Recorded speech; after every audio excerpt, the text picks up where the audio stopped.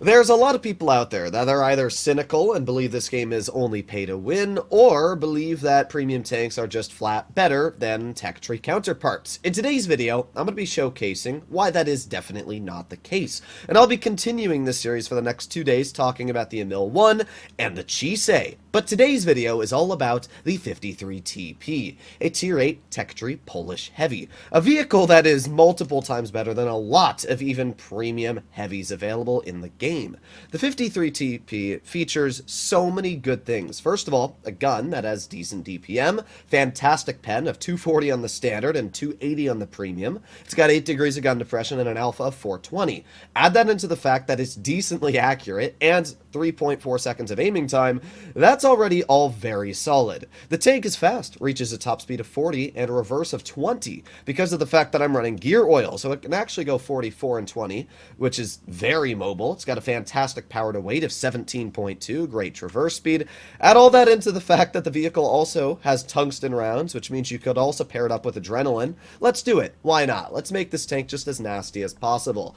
Right now, the 53TP is just one of the deadliest tier 8s. It has been ever since its release. The fact that it has gun depression, incredible frontal armor, fantastic mobility, and a gun that slaps so dang hard, it means that even if you get up tiered against tier 8s, the majority of times you play the tank, it really doesn't feel all too bad. Speaking of getting up tiered, we do have very strong tier 9s against us. We have an E75 and 50TP, both probably some of the best in their class.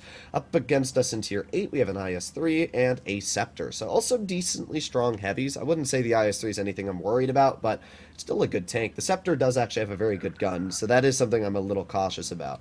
We are going to use that good mobility to make our way into the front line, and you can see that here. I mean, the tank is very fast on acceleration with that 17 power to weight. It literally feels more like a heavium rather than an actual full-blown heavy, which is just something I always find weird. So there's the enemy Scepter spotted, and we've been able to stop him from basically making any advance in this game. Let's aim it on his hatch, but actually we don't need to, because we have a free shell into the enemy 50TP. Alright, not too bad. You can see where this gun's very nice aiming time works right into play. We're just going to reload here. We can't really be penned unless we're hitting the hatch, which I'm not even worried about, so let's aim it on the Scepter, and bonk. Ah, that shell was very, very close to hatching that player. Now, it looks like nothing has actually gone over to where our Astron is, which means that for now we can just basically chill here, and we shouldn't have to worry all too much. We got the Scepter off to the side, and I'm just going to wait here for now. If anybody wants to support me on this side, it would be great. Let's bonk the IS-3. Nice. We got our adrenaline on. I actually meant to use my tungsten, but I just forgot which button I had set it to. But that's all fine. The Scepter's going to keep on shooting at us. We're just going to keep strafing back and forth. He does end up hatching us, but I hatched him back, so eat that. We do have a weak hatch, as you can see. Like, if you're able to hit it, you will cut through it occasionally. But at the same time, it's really not that much of a weakness. It's not going to affect you, is a good way to word it as well. So we got the E75 off to the side. There you go. Nice. You're able to finish off the IS-3. Our Keeler is pushing off quite aggressive to the enemy over there, so we're going to push up. E75 is really the only player left over here that we'd have to worry about. We got the 50 TP who we're going to plop on our tungsten for, and there you go. Nice. Tungsten confirming that kill. One of the major reasons why tungsten is such a nice round.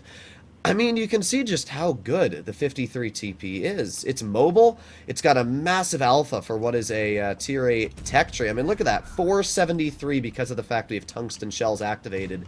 That's insane. And now we're just going to keep on pushing the C75. 5 more seconds. We're going to have another shell ready, which is pretty quick. Here we go. Aiming, and a bonk. Look at another nice 430 damage slap there. We're up to 2,700 damage at this point, which is very, very solid. And we're going to go for the 59 Patton because I don't think we're going to get any more damage out into the rest of these guys. So let's drive over here. 59 Patton in our sights. Ah, unfortunate. But that's all fine. The 59 Patton is most likely, I was thinking, going to back up, but instead he's just going to drive into the wall. Alright, well, let's plop on our adrenaline at this point, which is going to give us that slight bit more DPM. Nice little slap into the 59 Patton's track wheel. Little love tap as well. Let me move out of the AMX's way so we can get a shot in. There you go. And he dies from the Astron Rex. Alright, well, that was a pretty solid game, and a fantastic example of the 53 50's capabilities. I mean, the gun worked great. We didn't miss, to what I'm aware, really any shells apart from that one hatching shot in the Scepter. We easily outdamaged the tier 9s. We did 3,250 damage at that. It is just an amazing tank. There's not a lot of tech tree heavies I could have pulled out and had this easy of a damage farm and win at the same time. It's just so strong. So here we are, second battle. This one is all tier 8s. Up against us, we have a 53 TP. Another 53 TP. Okay, well, that's a little cringe. We got an FE301, a G-SOAR, Panther 2, a Moots, and a VK100. They do have actually a pretty solid lineup. Now, hopefully, our team ends up going up the hill. You can see I've told them to go to the left, but you can never really promise that your team's going to do that.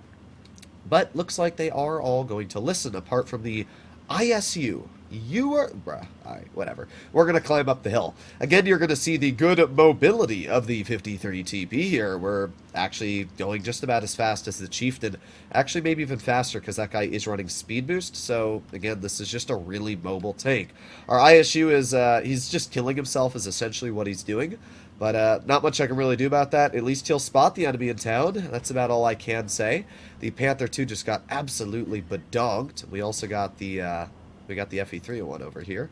If we just send this in the heavies, this is an instant win. I don't think I'm going to get any damage out, but it's basically an instant win. So let's just put on our tungsten. Bonk. There you go. Look at that. 494 slap into that player.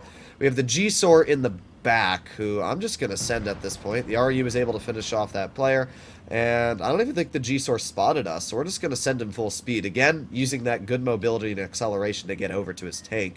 If that guy doesn't leave, this is going to be the worst mistake he ever makes. I don't think we're going to be able to get a tungsten shell out, but we actually might. And yes, we were. All right, not too bad. Let's just rush the G-SOAR. All right. Unfortunately, he was able to take a very solid chunk off of us, about half our health, but doesn't really matter to me. We still killed him, and we took shots for our team, which is really all that matters at this point. Our team still has a very, very healthy chunk of players left, and they don't. So that's just a dub for us. Let's use that good mobility, make our way into base B if we have to. But I might just flank behind them at this point, because I don't even think base cap's a problem. We're up on base cap, so I can probably just step in A if I really need to. So let's just keep on going behind them over here. Let's take the safe route so we don't get spotted. Keep on going wide. And hello?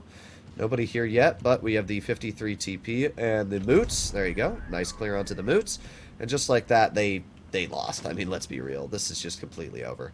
Alright, well, we got the enemy 53 TP off to the side, and he does go right through my armor. You can see the 53 TP doesn't have the strongest armor, especially because of the fact you can go right through it there. But it's still pretty good, to be honest. I mean, its armor will get you bounces here and there.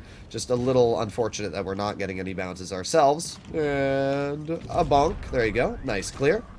As you can see, another very solid battle for this tank. It just has everything going for it. I mean, we didn't do anything crazy this game, but we gave our team a win very easily. We YOLO'd the G-SOAR, which gave our team the clear go-ahead to push him, and then we pushed in and took shots from the 53 TP, which allowed our brass to get the clear. So, it's just a great tank. 1,800 damage, nothing crazy, but we still did fine, and top on the team again. Our team just did so well that it didn't look like I did much. So, there you have it, ladies and gents. This is the 53 TP, an absolutely fantastic and amazing tier 8 heavy that will get the job done for just about any situation you get stuck in, even against tier 9s. Hopefully you enjoyed the video, and I'll see you all in the next one. Bye-bye.